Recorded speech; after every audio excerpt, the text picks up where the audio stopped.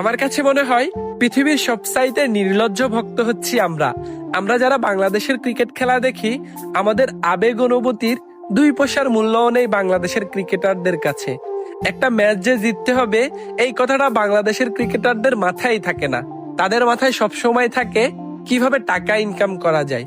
এত বছর ধরে বাংলাদেশ ক্রিকেট খেলতেছে, বর্তমানে এক একটা ক্রিকেটারের পেছনে লক্ষ লক্ষ টাকা ইনভেস্ট করতেছে বাংলাদেশ ক্রিকেট বোর্ড।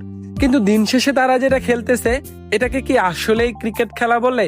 আমি বলতেছি না বাংলাদেশকে সব ম্যাচ জিততে হবে, কিন্তু খেলারও কিন্তু একটা সৌন্দর্য আছে, খেলারও কিন্তু একটা সিস্টেম আছে।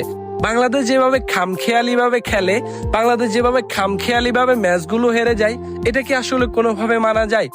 বাংলাদেশের বেশিরভাগ ক্রিকেটাররা আসলে দেশের জন্য খেলেই না, তারা খেলে মূলত টাকার জন্য।